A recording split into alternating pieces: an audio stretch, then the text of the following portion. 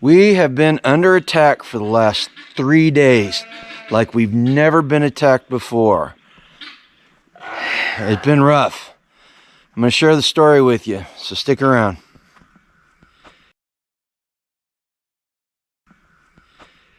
Hey guys, welcome back to Grumpy Acres. You know, 2023 so far has been a really good year. On balance, the ledger has been all positive. Well, like life always does to us, it kind of dials back and it puts everything in perspective for us. And past 3 days have been rough around here at Grumpy Acres. We've had predator attacks like we have never had in the entire time we have had livestock.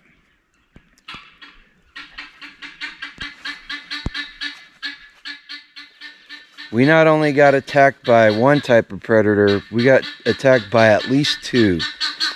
So 3 days ago, one of the baby goats disappeared.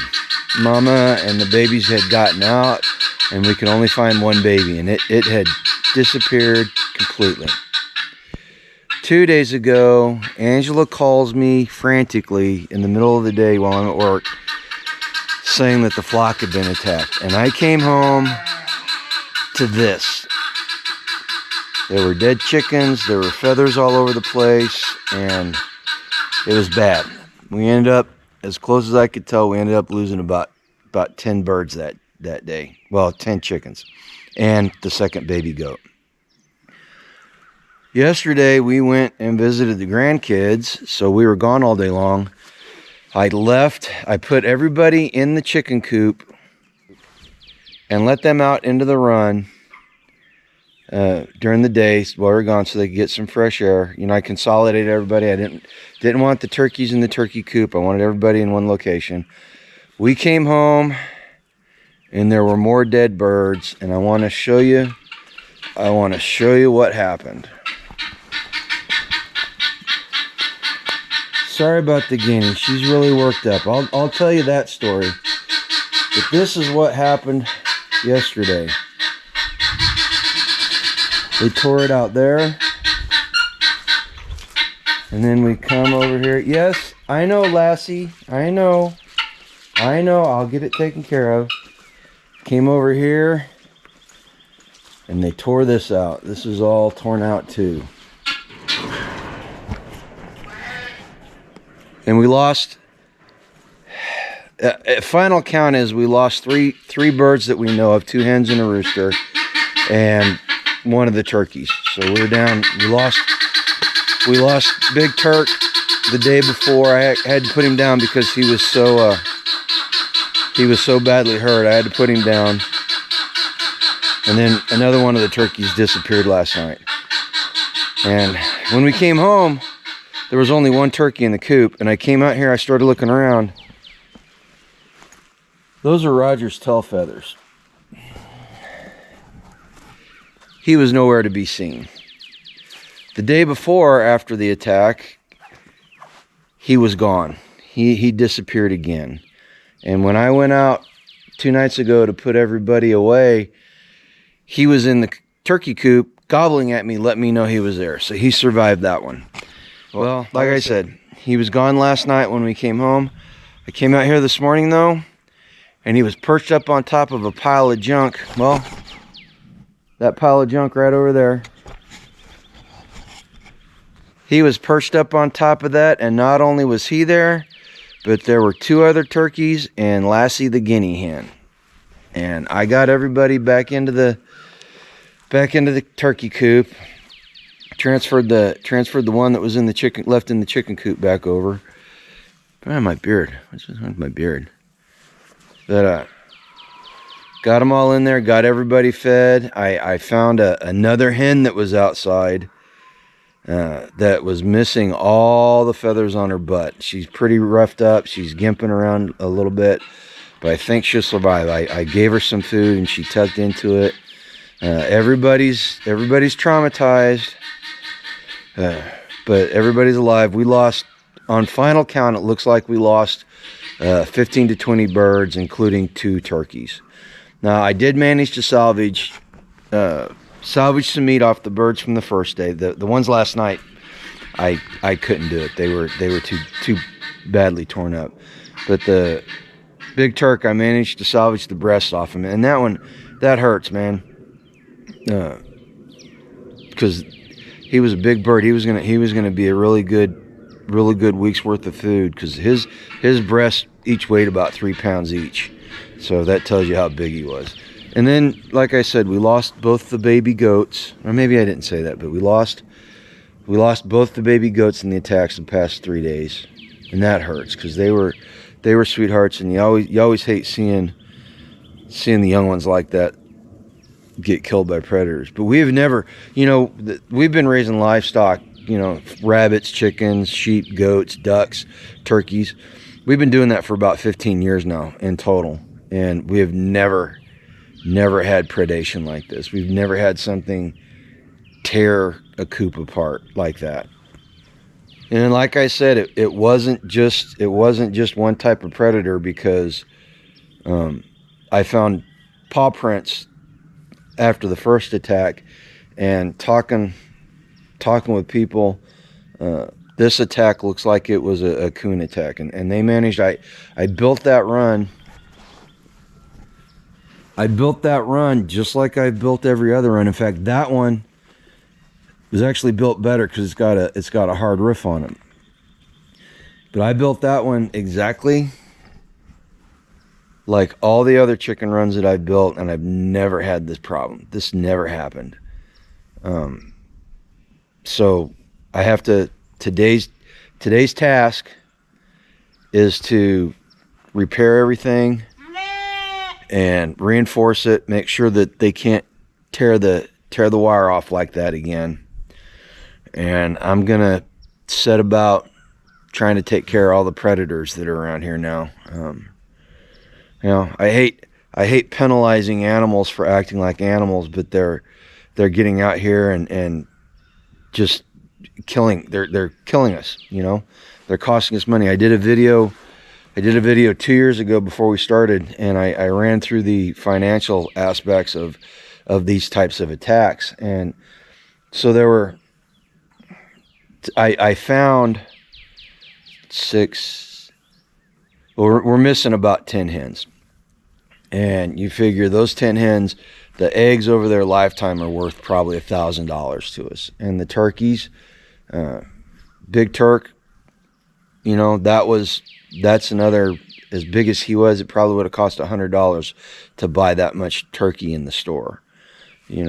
So they cost us money, and this is why we as homesteaders and farmers, that we aggressively attack the predator problem. People that aren't living the lifestyle that we live think that we're terrible people sometimes, because we go out and we take care of these predators. But this is what happens whenever they're left unchecked. And I knew they were in the area. There's a bobcat family that's in the area.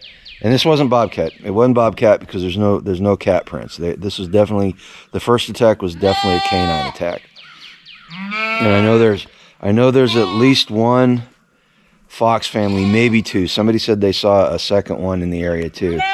And then we've got at least 3 packs of coyotes that run this area. You can hear them up in the high timber over there, and then back in the river bottom over here. And then there's the one that's down there at the end of the valley.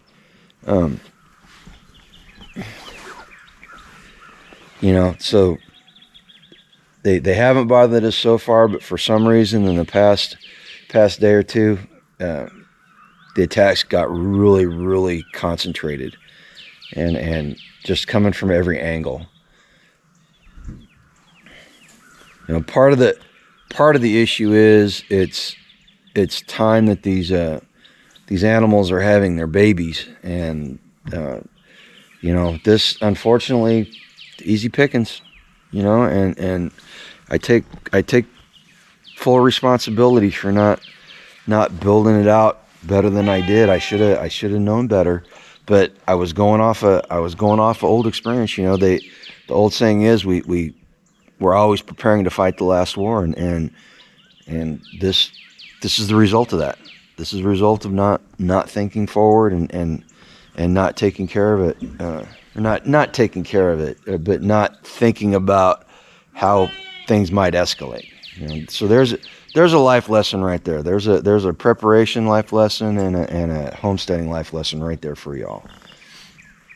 Well, I have to cut some boards. I'm gonna take and restaple everything, and then take some boards and make it so that the wire is secured both with the staples and then with some batting on the boards. And then I gotta clean up the mess around here. I put the dead chickens from last night into the compost pile. The ones from the first attack actually went over to our neighbor who's got a pig. There was one of those big blue buckets completely full of turkey and chicken carcasses. So we sent that over to them so that their pigs could have it. You know, no sense in letting it go to waste. You know, and I managed to salvage some meat off off those chickens, because I got here like right after it happened. Seriously, it was, in fact, the telephone guy was coming to service the demarc that's out in front of our house, and he came up and interrupted the attack. Angela was inside working on the freeze dryer and doing some other stuff, and she didn't hear it going on. And he came up and knocked on the door and said, "Hey, your animals are being attacked."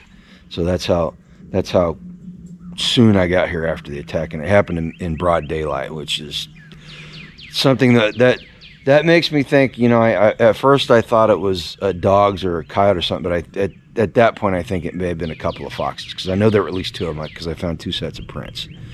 And then this last night was probably an entire family of raccoons assaulting us at the same time. Well, that's about it. You know, kind of sucks losing the baby goat. Well, it does suck losing the baby goats.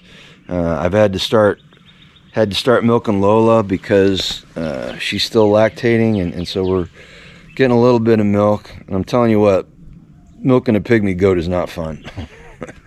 You know. So my goal, like I said, my goal today is to repair and reinforce this coop. And I'm going to spend some time. I'm going to find Roger. Roger has survived 5 life and death experiences. He broke his foot when he was young, and the other turkeys in his flock were attacking him and almost killed him. That's why he came to us, because he needed a new home. And then he survived a raccoon attack at our old place, where a raccoon had gotten in and actually killed Turk, the other turkey that we had, the female that we had. We were trying to breed them. Actually killed her. He survived the coop fire that we had last year around. In fact, it was 2 days. It was a year and 2 days from the coop fire that the very first attack happened yesterday. So you know, this first week in March has been really rough on us since we moved out here. And then he survived that first attack, and he survived the attack last night. So I'm going to find a combat turkey logo or a tactical turkey logo, and I'm going to make a morale patch so I can have one on my hat, and I'm going to make one for Roger, and I'm going to stick it on the coop, and I'm probably going to make a t-shirt design out of a survivor turkey or a tactical turkey or something, because that turkey is hardcore. Beware the old turkey in a barnyard where turkeys die young, right? All right, I'm trying to keep this light. I don't want it to be too much of a downer for everybody, but that's the way it is. Go ahead and leave some comments down below if you want. Do all that, like, share, and subscribe stuff. I will give you an update. I'm probably not going to do a in progress on a video on the repair of the coop, but when I'm done, I'll show you what I did. Maybe give you some tips. Or not tips, but give you some inspiration on how to reinforce your coops. Most importantly, you know what? When life throws you these curveballs, don't let it get you down. We got to keep a positive attitude. We got to go out and attack life with renewed vigor and go pursue a life done free. Take care, folks. Thanks, Milo.